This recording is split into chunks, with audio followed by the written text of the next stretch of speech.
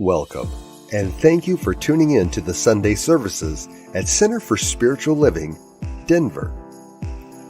We are a loving and prospering community in the heart of Denver and online. We now conduct hybrid services at the historic Grant Avenue Community Center and Sacred Place, located at 216 South Grant Street, Denver, Colorado.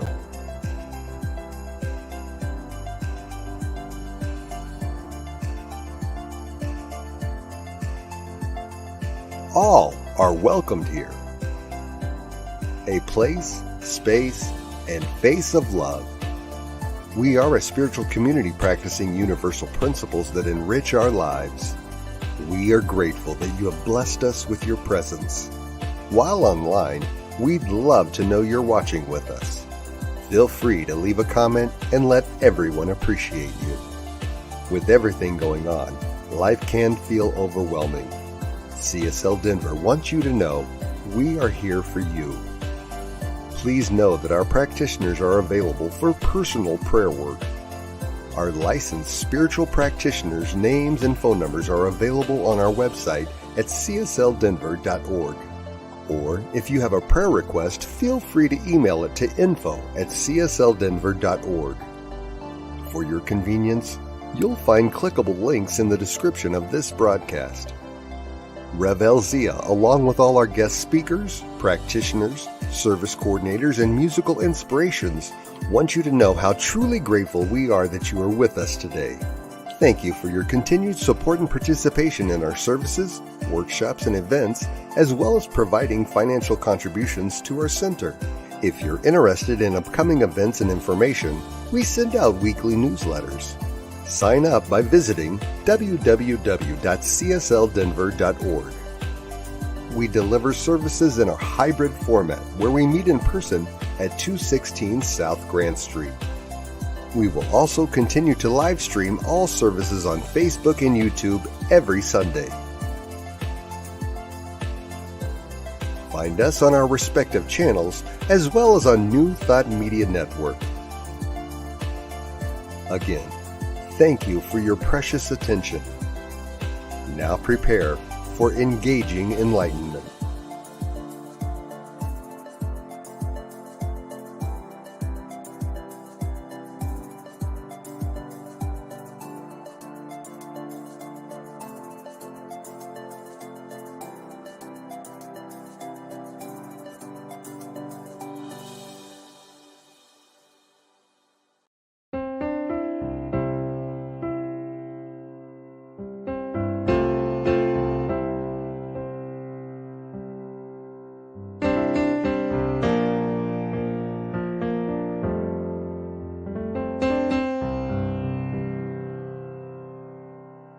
There is a garden where dreams come true,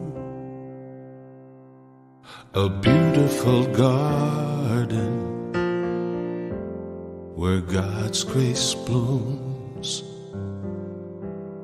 There is a garden where everything grows, a beautiful garden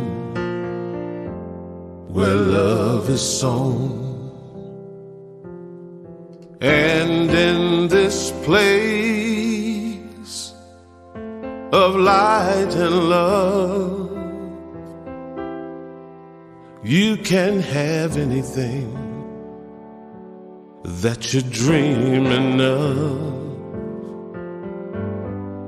There is a garden where dreams come true, a beautiful garden that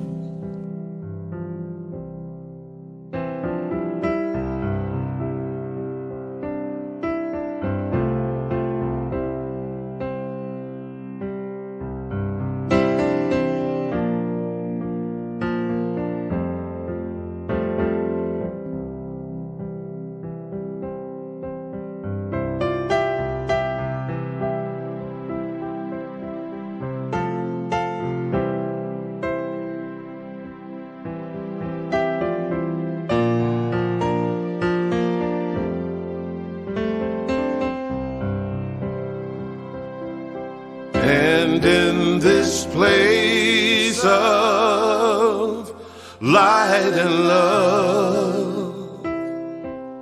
You can't have anything that you're dreaming of. There is a garden where dreams come true, a beautiful garden. That garden is you. Such a beautiful garden. That garden is you.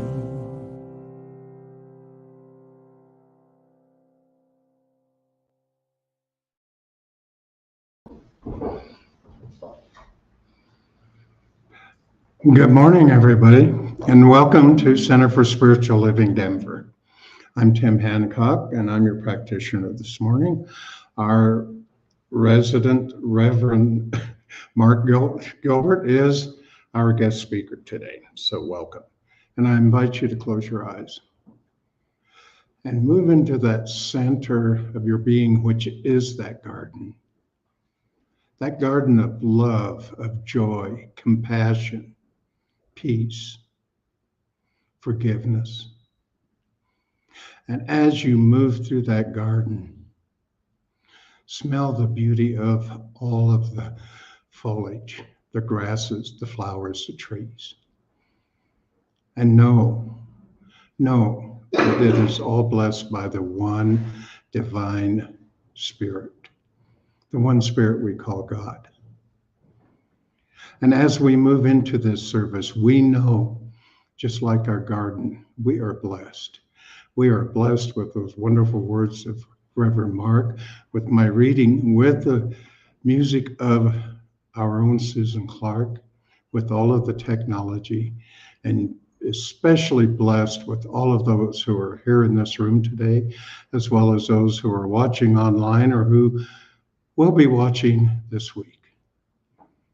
So now let us just move in that consciousness of peace and openness and love, and just allow ourselves to be. And so it is. And for our reading this morning comes from the Science of Mind magazine. I have been around the church block a time or two, and I can get pretty confident in my understanding of certain spiritual concepts. Wholeness was one of these. My previous understanding of wholeness included a need to fix or heal or put together something that was broken to make it whole again. What I didn't realize was this understanding didn't even break the surface of the truth encompassed in this 9-letter word, wholeness. We can be tempted to look at our experiences and put them into categories: the good, the bad, the pleasant, the unpleasant, the give me more of this, and the I don't want any more of that if I can help it. Then we can live our lives based on the quantity of things in any of those categories. What if we flipped the process on its head and chose to look at each experience as part of our wholeness? That, in essence, is the prize of wholeness.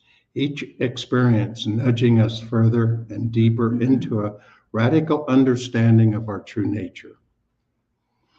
We are like containers of the well-used Play-Doh. Colors are mixed up, a little lumpy, and a little fuzzy from whatever we picked up along the way.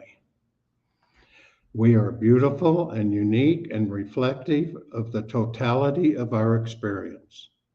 Instead of striving for some secret formula that for 1995 will make us whole again, we are called to recognize that all of our fabulous parts, those we love and those we'd rather not anyone see, are wholeness.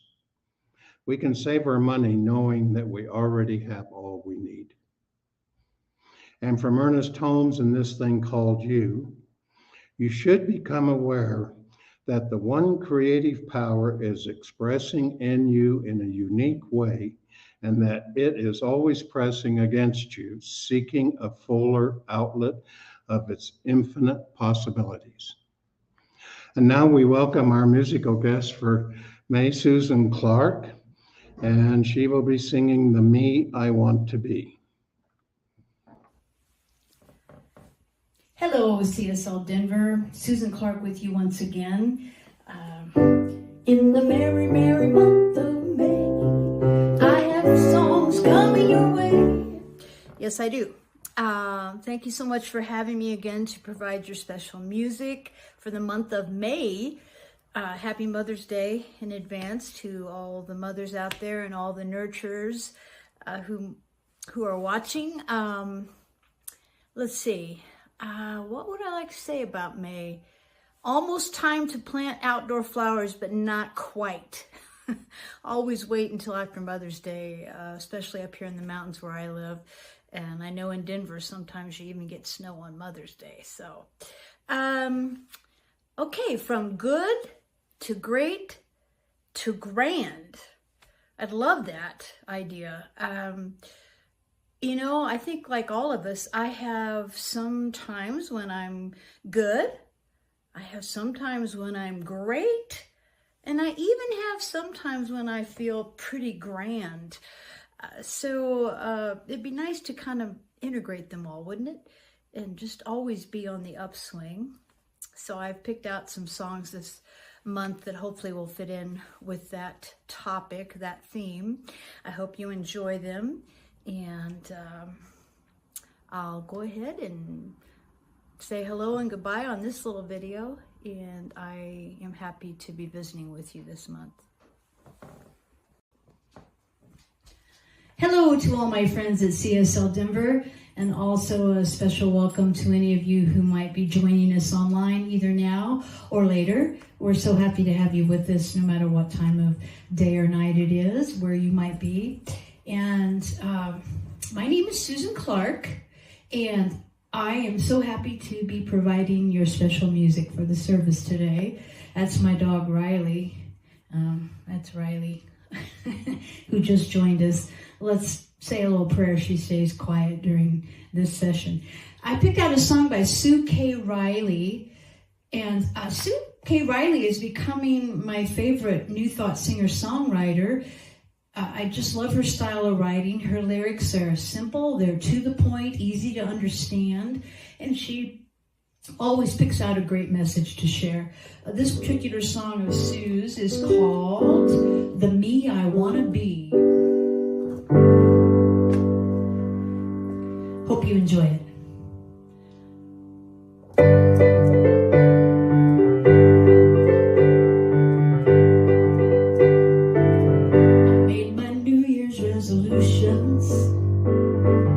Only 16 pages long, didn't hardly make a dent in all the things that I've done wrong. Hope springs eternal, and I've got a whole new year. Maybe this time I'll get through all the things I want to do, blaze a new frontier. Just gonna move a little, make it past the middle. All that I can guarantee is I'll get closer to the me I wanna be.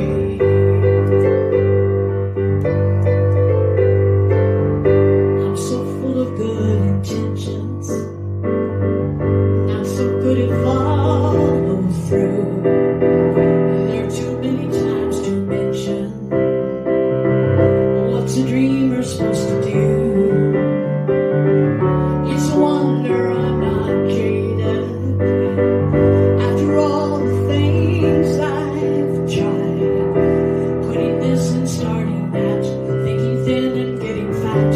Now it's time to turn the tide.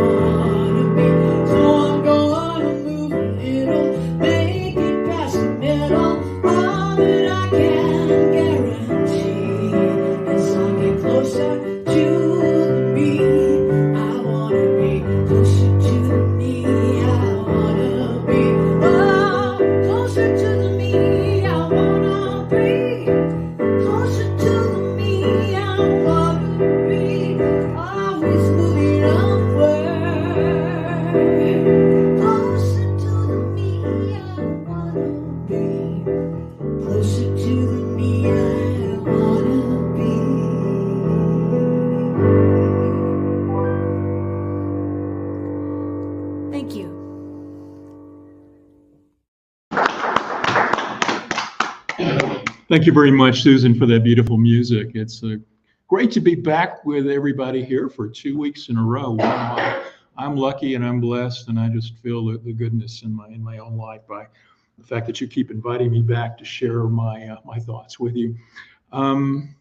Welcome to everybody here in the room. Welcome to everybody who is online and who may be watching this later on the video. I just appreciate that. I know you got a lot of choices in life, and to choose to be with us, it's just a wonderful blessing for us as well, and hope that you find this meaningful this morning.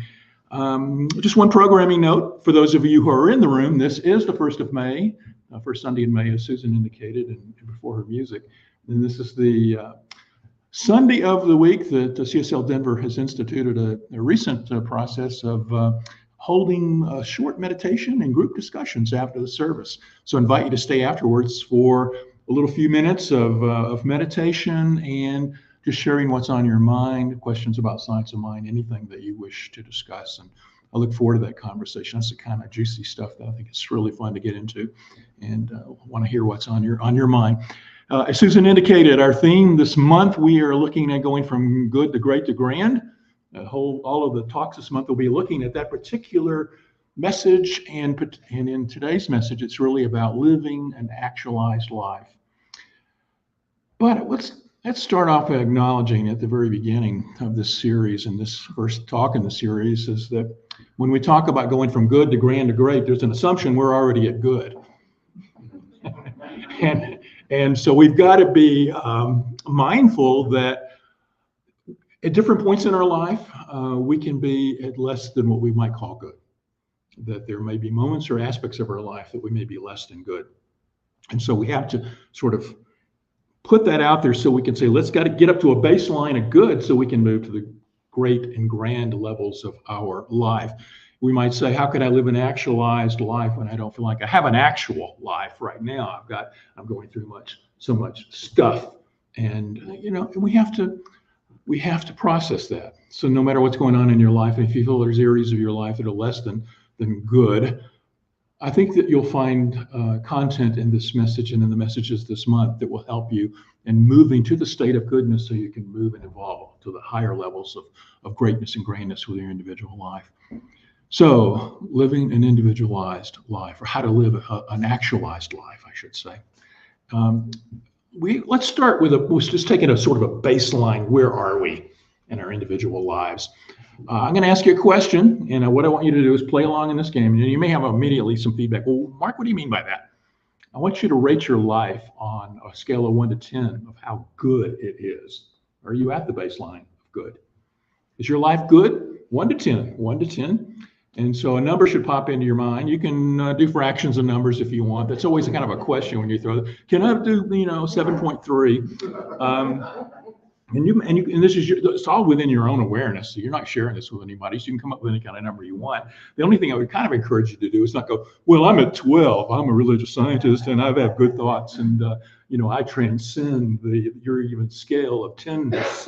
And I would invite you to say, okay, well, put yourself maybe at a 9.8 if that's where you are, because there's always room for recognizing that there's something more that you can manifest into your lives.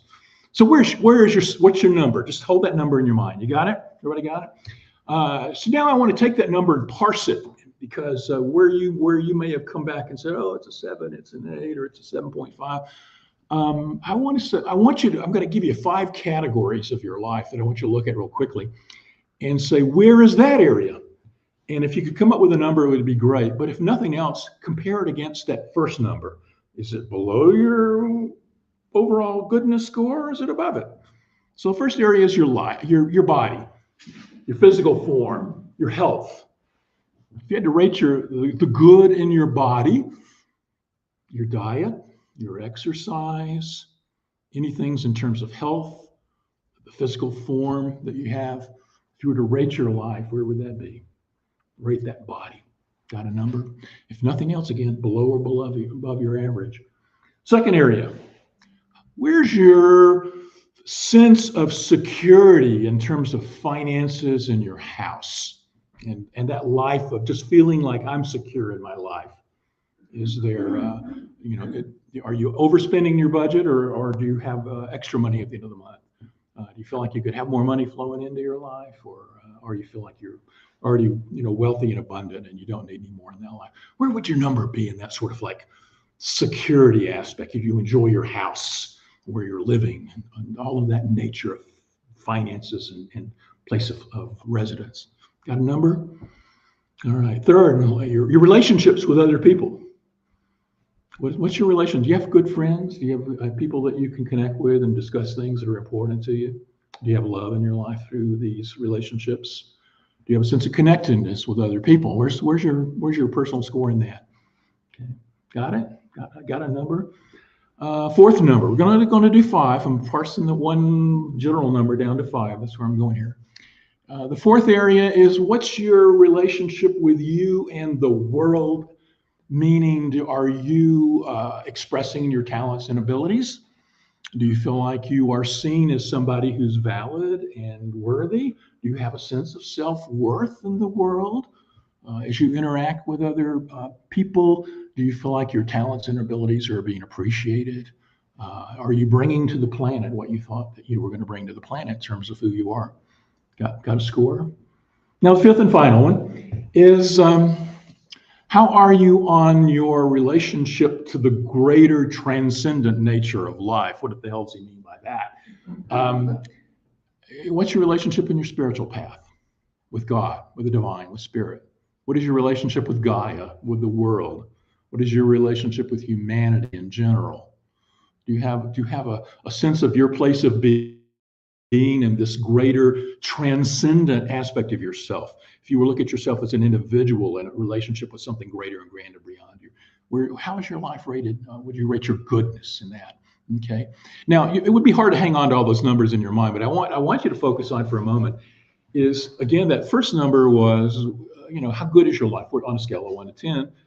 And the others, you may say, well, it was above or below that. And if you know which ones, if you at least can remember which ones are above and which ones were below your overall average, that gives you sort of a sense of a starting point of saying, where is there something perhaps I need to look at and work on? We'll come back to this later. Let's just sort of like set that on the shelf for a moment.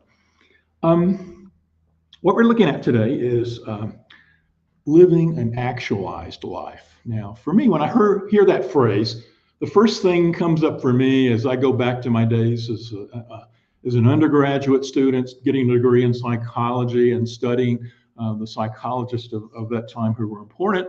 And some of them bored me, the B.F. Skinners and the behavioralists and all of that stuff. I felt like it didn't really relate as much. And there was too much emphasis on abnormal psychology. I was interested in the higher states of human consciousness and where we could develop and grow into our higher states of who we could be. And there was a budding movement when I was in my undergraduate days of people who were looking at this particular question of the higher potential of humans. One of them, of course, was Abraham Maslow. Most of us know Maslow. We've all known Maslow's hierarchy, the hierarchy of needs. And we're actually going to go through that for a moment, because I think it's good just to refresh it in our minds in relation to this topic of living an actualized life. But it was Maslow who created, or at least popularized, the term of self-actualization. And it was a concept that was to say that at the certain higher levels of potential within humans were a motivation for us to desire something beyond the norms of our physical life and our physical interactions with the world, and that we were driven by these higher things. Now, Maslow created what he called a sort of motivation scale. So what motivates humans to make decisions? And in his hierarchy, which we all know the pyramid, if you've studied, and it's an aside, he didn't create the pyramid. People took his model and made the pyramid. That was not his creation. What he actually said was he generalized when he looked at people's motivators. The things that motivated them fell into categories. There were physical needs, air, food, water, etc. Then there were safety and security needs, shelter, level income, feeling that I live in a safe environment. I'm not going to get attacked, so I have safety needs. There were needs above that, love and belongingness. How am I fitting in with a group? Do I have a significant other, or am I getting love in my life? The fourth one was self-esteem. How do I feel about myself in the world and my relationship to everything else? these 4 levels, and then the 5th level he came up, which was the tip of his pyramid, was called self-actualization. And I'll come back to that in a moment. What he recognized is that we tend to have to fill most of the needs at the lower levels before we can move to the higher levels. So we have to have our basic physical needs met before we can move up to things. I'm not going to worry about my self-esteem if I, don't have any food to eat. I'm not going to be worried about love and belonging necessarily if I'm homeless and living on the street and don't have a sense of security. And so although the levels are a little bit fluid, they're not rigid levels, we can sort of look at it that we have to meet certain needs before we can move to the higher needs. And I think we can see that in our lives, is that we can be flying along and feeling like everything is wonderful, and then we get hit with an illness, and we're back in our physical needs and having to deal with the physical stuff going on before we can get back to feeling like we can focus on higher stuff. We have a death or a loss in our family, and that's going to knock us off. And all of a sudden, we have to somehow deal through the grief issues of that and get a sense of closure and completeness before we can move back into looking at higher stuff in our lives. So Maslow's model, makes a lot of good logical sense to me, and it's always guided me for much of my life. But the tip of that pyramid, self-actualization, is where we're focused on today. If we're talking about living an actualized life, we're talking about living the kind of characteristics that he felt like were the tip of the pyramid. And what are some of the characteristics of being a self-actualized individual? Let me say it properly. Self-actualization, if you go out and research it online, you're going to find tons of writing, tons of people, Maslow and others, have studied this aspect of humanity and defined many, many characteristics of what it means to be a self-actualized person. I'm going to give you 5 over the next few minutes. And the first one relates to the fact that you have experiences that are peak experiences, or you're in the flow. Are there moments in your life when you feel like sort of time stops and you're so in the moment with whatever it is that you're doing that experience just transcends time and the human experience in the physical world? Now, we see this in a lot with sports people who get runners who get into that flow running. Many people who are professional sports athletes will talk about being in the flow of life. We can also do it in states of meditation, I feel, as well, as we can get into the flow. I think even in moments of public speaking, like right now, many times that I can get in the flow by being in front of a group and talking. But there is an aspect of life when we know that we've sort of set our busyness of our mind aside and gotten into life at such a level that it's just naturally feel like it's flowing through us and that everything is working perfectly in that moment. And all of us can experience this from time to time. And this is one of the aspects of living an actualized life, is to be in those flow peak moments. Now, where are they in your life? If you think back and when you've experienced them, I'd invite you to consider, when in your life have you found peak moments? And what does that say to you about maybe what's yours to do in life? Okay, so peak moments are one aspect of an actualized life. The second one that I want to point out is that there is a level of what we call acceptance. Now, acceptance means, and it's sort of like if you think of like the 12-step program and the serenity prayer, and the aspect of the purpose of that prayer is to be able to have the wisdom to know the difference between the things I can change and the things I can't change. And for the things that I can change, that I take appropriate action. And for the things that I can't change, to have a level of acceptance. I don't want to call it resignation, because resignation has the connotation that we're, sort of given up. And we feel defeated by it. Acceptance has a different feeling to it. Acceptance is to look out at life and to recognize there are things out there that maybe I can have some minute impact on. Maybe in that scheme of chaos theory that we discussed last week, that I can be the butterfly that makes a little change here that hopefully will impact that. But at the same time, I have to be okay with the fact that what I view out there in the world that bothers me, and it can be in my life as well, if I don't have any control over it, as long as I'm pushing against that, I'm not going to be living an actualized life. As long as I'm resisting that aspect, I have to come to a level of acceptance of it. So what is it right now, perhaps, that you feel like you're resisting, that you have no control over and you need to accept? I know for me, sometimes I look at the life and, how we're treating the planet, the income inequality, the political divisiveness, things of that nature that I feel, on some regards, maybe I have minute ways I can navigate around the edges and have an impact. But at the same time, I feel like there's things about that if I want to dwell on them and get upset, that's one choice I can make.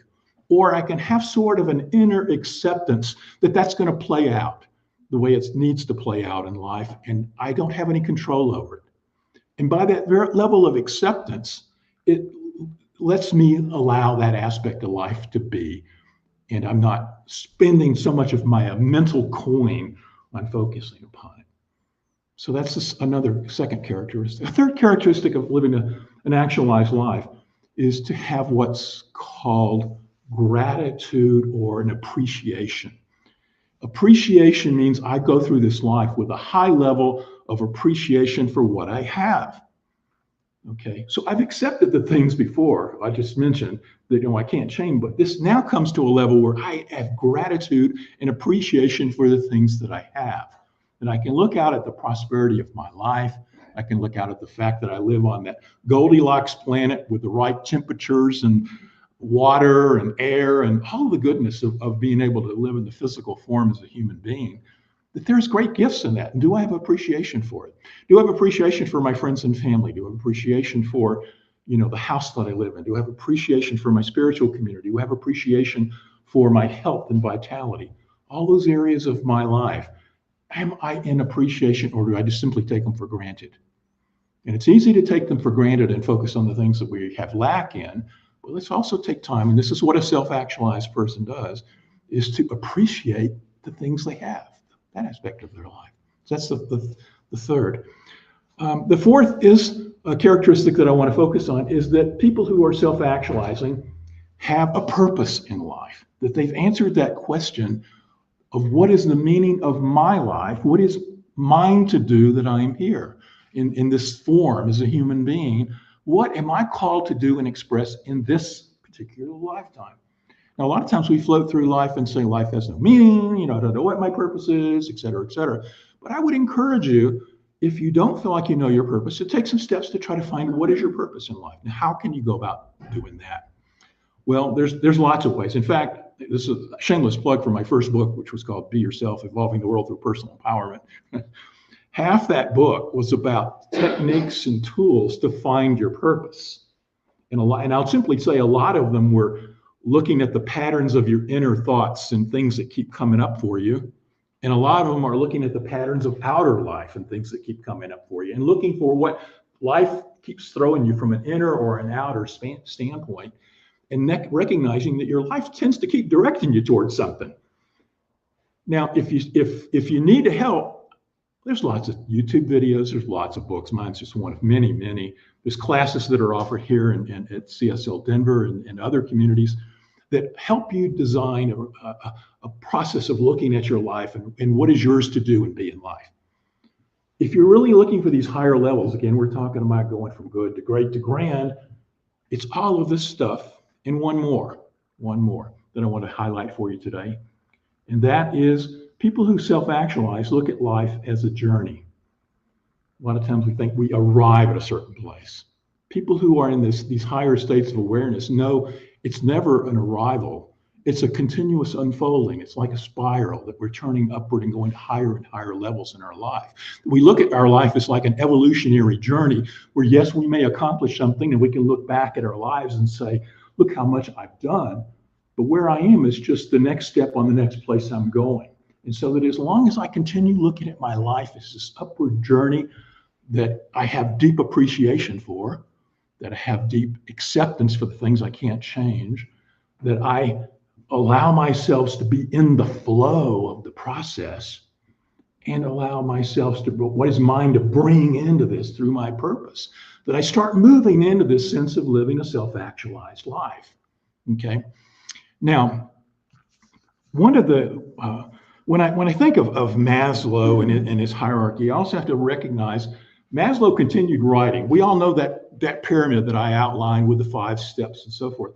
But what a lot of people don't know was that later in his life, as he was part of this human potential movement in the 60s and 70s, his later writings looked at even higher levels of human potential. He looked at his original hierarchy of categories, and he implemented a couple of extra categories and some other thoughts relative to how this hierarchical nature of life worked in his mind.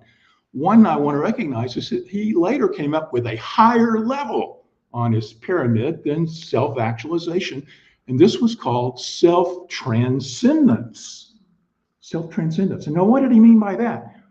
He's getting at that aspect that there's also a motivation in us to transcend these physical forms, to transcend this sense of me as this person, Mark, standing before you, to see myself in connection with humanity in general, the planet, and whatever the divine or God or spirit is in my awareness. That there is something in me that calls me. Now, again, I got to meet all those basic human stuff as I navigate around in physical life. But as soon as I can meet most of that, there's a direction and focus that moves us to those higher levels. So you have something in your life that's focused on self-transcendence? If not, maybe there's a movement there in terms of you going from good to great to grand. The other thing that Maslow recognized in his later writings was that he could categorize all of these categories of needs that we have into two basic needs. There was the lower levels, physical, safety, security, love and belonging, self-esteem. They all fell into what he recognized were deficiency needs. What do I mean by that? It means that we look out at life and we want this and we've got this. There is a different level and we see a gap between our desired state and what we're experiencing. Hence the deficiency. And we're motivated to feel that deficiency in our lives. So much of our lower level moving up to the state of goodness is about finding where we've got gaps in our life between our desired state and our experienced state so that we can fill the gap and then be free to move to the higher levels. The other higher needs, self-actualization, self-transcendence, he called them being needs. What do you mean by that?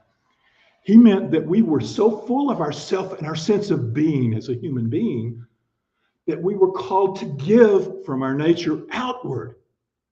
The lower needs were about bringing out in to fill the gap. The higher needs were from feeling from fullness to give to the world. And that sense of being. And so as we move from this path, this evolutionary path in us, this journey to these higher levels of being, we're called to fill the gaps and deficiencies that we see within our life and move upward into higher states where we give to the world through who we are. Now, one aspect of I want to bring into this conversation, because when I think about Maslow and how he sort of changed later in his career to add this other stuff in, it makes me think of another popular writer that many of us know that wrote a book called The 7 Habits of Highly Effective People. We've all heard of this book. Stephen Covey, a very influential business teacher and writer back in the 80s and 90s and early 2000s before he passed. And his mega bestseller was a book called The 7 Habits of Highly Effective People. I want you to focus on that word effective. Effective sort of connotates living in this physical world. But it was a Bible to me when I was going through my secular career as a government leader. I used that book to help guide me to do the right actions in terms of leading teams and so forth. And in most of that book, it's a lot of it, words have come into the common vernacular. We know, put first things first, begin with the end in mind, seek first to understand, then to be understood. These are concepts that all came through that book by Covey. Now, Covey's idea, how he came about the 7 Habits of Highly Effective People, was he went out and studied business leaders of the day and looked for the common characteristics that were in them, and then brought them in, coalesced them into a book of 7 habits. Now, that's an interesting idea, what he did, but it's not unique to him, because there's somebody about 50, 60 years ago, but before him, that did that very similar thing. There's a guy by the name of Napoleon Hill who wrote a book called Think and Grow Rich. Most of us have heard of that book. what Napoleon Hill did was he went out and looked at the business titans of his day in the early days of the 20th century and asked them how they got to be so effective and important and rich. And then he wrote a book looking at the characteristics of these rich people. Sounds like it's focusing only on money, but if you go back and look at that book, Napoleon Hill was actually a New Thought writer. He was very much influenced by New Thought concepts like Science of Mind and other similar principles. And there's very much spirituality in Think and Grow Rich. It's not about growing rich in money only, which is where many people use the book, but he's also talking about richness in life, which again is going from good to great to grand. Now back to Covey. Covey evolved just like Maslow did. Covey went on to write other books, but he only wrote one sequel to his bestseller. The one sequel was called The Eighth Habit, From Effectiveness to Greatness. Effectiveness to greatness. And he threw another habit in that said that's going to kick it up a notch. And what was that habit? He said the habit that he felt would take us from effectiveness to greatness was to find your voice and to help others find theirs. Now, what is that? What does voice mean? It's not singing and talking. It's finding your unique characteristics of you as this human being living this life. What is unique and valuable and important about you in this lifetime that is different from everyone else, that is a gift within you that is being called forth to express through you? It very much relates to that purpose thing I was talking about a moment ago. But it's a sense of finding your gift in life, and not only finding it, to then give it outward and walk around and help everybody else find their gifts as well. It's not about me alone, it's about us together. Greatness is really about working together. It's transcending myself as an individual and working with others as well. Okay. So both of these writers really and have offered us some thoughts about moving to this state of grandness. And I just want to paint one visual with you before we move into a few practical thoughts in closing. I want to give you a visual that I'm going to call it the three-layered cake. Three-layered cake. So I want you to visualize a three-layered cake. The first layer, bottom layer, it's this physical form. It's the material world. It's all this stuff that we are navigating around in. This life, this physical life. So when we say that we're human beings, we're having this human experience, that's the human experience that's down here in this lower level of the cake. Middle level of the cake, call that the mental realm. That's where we live a lot of our times. We're in our thoughts, judging and making decisions about the lower level of the cake. Okay. We're hoping that we can institute new thoughts into the middle layer of the cake so we can change the outcomes in the lower level of the cake. And that's what we teach a lot in our classes. But what's the higher level? Above the top level, the third level, is our spiritual nature. And so we sit in the middle layer of the cake in our minds, focusing on the lower level of the cake. And when we're doing that, we're trying to get good, seeking good in that cake, that lower level of the cake. Do you follow me on this? But can we turn our minds and attention, that middle layer in our minds and mental level, to the higher level of the cake? Can we turn it up to the spirit and see how all the three layers connect together? Can we begin to direct our lives through the content and information we receive through intuition and other sources from the higher level to help guide ourselves into how we interact with the lower level? So we see your life today in this week as a three-layer cake. And know that within the realm of the mental in the middle, you can either look at your attention upward and see the grand and glorious way in which it's all working together for your life, or you can look at the lower level and focus on the negativity and the gaps and not call it good. So how can we use all this craziness I've been throwing at you for the last few minutes to actually benefit your life, to actually help you in moving from goodness to greatness to grandness? How can you actually? Well, first we have to recognize where we are. And back at the beginning of this talk, we took a score and we looked at the areas of our life. And there was a score, and there were some scores that maybe you felt like were below the average, and you have an area to look at. So my question is to look at those areas where maybe you feel like they're not yet level at a baseline of good yet. And then ask yourself two things about those areas of your life, whatever they are for you, whatever is causing you pain or you're feeling the gap between what you desire and what you want. The first question is can I change it? Do I have any control over it? If not, move to acceptance of it. Shift it in your awareness to just accept that's something that's going to have to play out and I've got no control over it. And in that acceptance, you'll move up and see your life a little bit better. You'll come to a sense of appreciation. It may not be what you're desiring in life, but by accepting it, you can come to appreciate it. That's the first question. Again, if there's the gap, can I change it? If the answer is yes, then what's holding you back? Use the power of your thoughts and conscious thoughts, followed by the power of your actions to change it. Look at those levels of your life, the physical, the safety, security, because again, those categories I had you score were roughly Maslow's steps if you didn't figure that out. But look at your physical life and your safety and security and your love and belongingness areas of your life, and look at your relationship to how you feel important in relation to the world. And if there's areas there that are less than, either accept them or change them. And then that moves you to a state of good. Then you can look at your life from a baseline goodness, and we can start working on these higher levels of grand and great, which sound very nebulous. But how do we do it?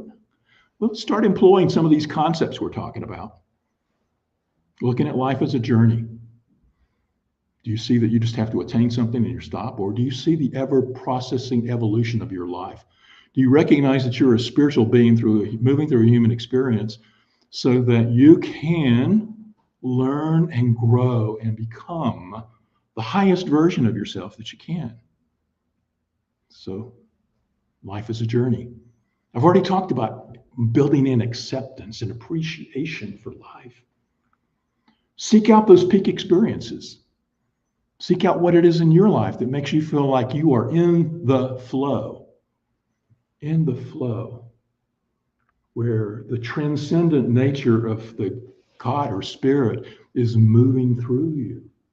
If you take any of our classes here, you know we talk about changing our consciousness from life being done to us, we're victims, to being done by us, we have a sense of control, to life being done through us.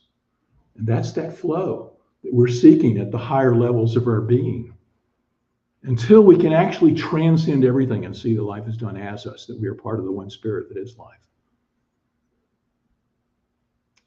So, take the characteristics of living an actualized life and move them into your life. Move yourself up to the base level of goodness by looking at where there's less than.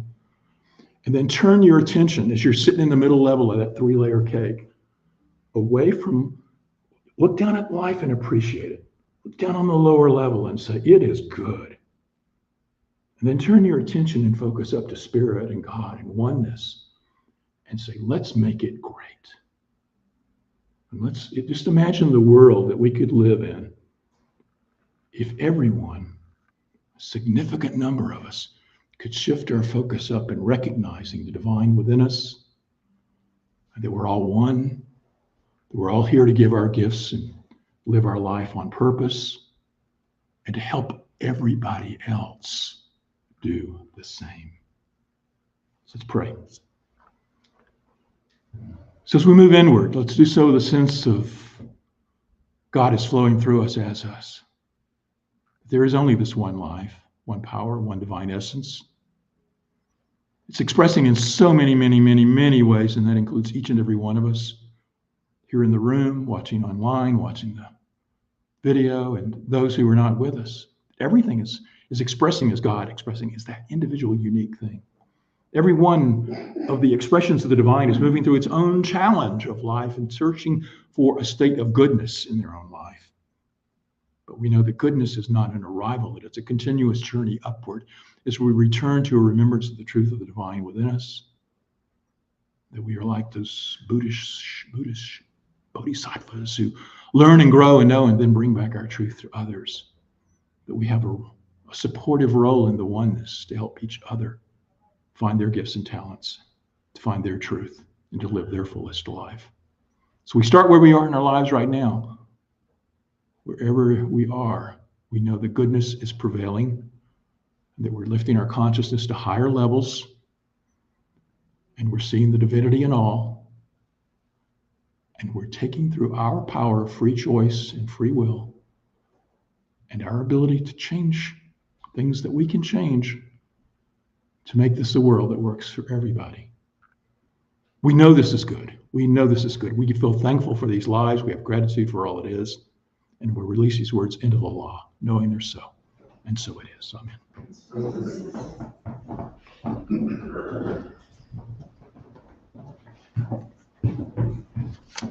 Thank you, Reverend Mark.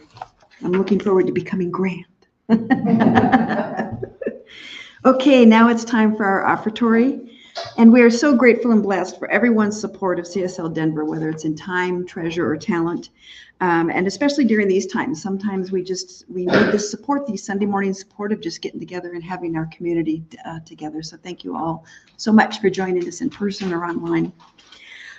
We want to thank you for your continuing financial support of the important work we're striving to provide. Right now, there are several ways you can make your financial contributions to Center for Spiritual Living Denver. They're running across the bottom of the screen, or when the basket is going around, you can put your gift in there. So I invite you to hold your hand to your heart with or without your gift, just knowing the truth of who we are, and repeat with me our affirmation.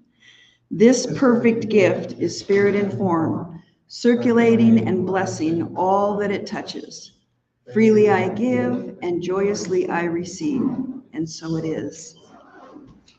So as Reverend Mark mentioned at the beginning of his talk, we do have meditation and socializing after service today. So we would love to have you join us.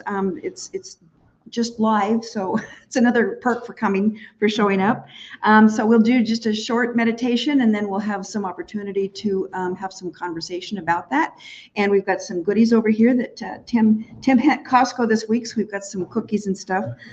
And just know, we've been talking about this. We have Cinema for the Soul coming up on Saturday, May 18th.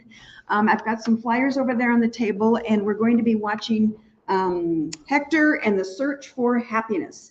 So it is in this room right here on Saturday evening, May 18th at 5:30 p.m. And it's a comedy drama movie, and it's about Hector is a quirky psychiatrist who has become increasingly tired of his humdrum life. He tells his girlfriend Clara that he needs to go on a journey to research happiness, and the fun goes on from there. So after the movie, then we'll get together and have some discussion and what our feelings about the movie are, what our thoughts are about it. So love offerings are gratefully accepted, and we will have money. We'll have water available for purchase. We'll have money available for purchase. And we have older Science of Mind magazines over there on the table that are free. The newest ones are out now. They're the May-June with the articles about From Good to Great to Grand, and they are $4. So if you're welcome to purchase one of those. And let's see, if you would like to hear some good news in the world, to affirm the good in the world, we have a link on our Facebook page called And Now the Good News. This program is put together by New Thought Media Network and airs on Fridays at 5 p.m. Or you can watch these online anytime. You can just go to our Center for Spiritual Living Denver Facebook page and click on any of the posts about And Now the Good News. So it's nice. It's just a nice break and just listening to some good news and hearing about it. And knowing that New Thought Media Network has over 40 hours of weekly broadcast programs. And we invite you to take a look at those, because there's something for everyone. And we are so truly blessed by everyone who has chosen to support CSL Denver by showing up on Sundays or watching our services online. We know that as we move through the rest of this year, the Divine Beloved is guiding and loving each and every one of us. Thank you for joining us, and let's close out with Karen Drucker singing I Am So Grateful.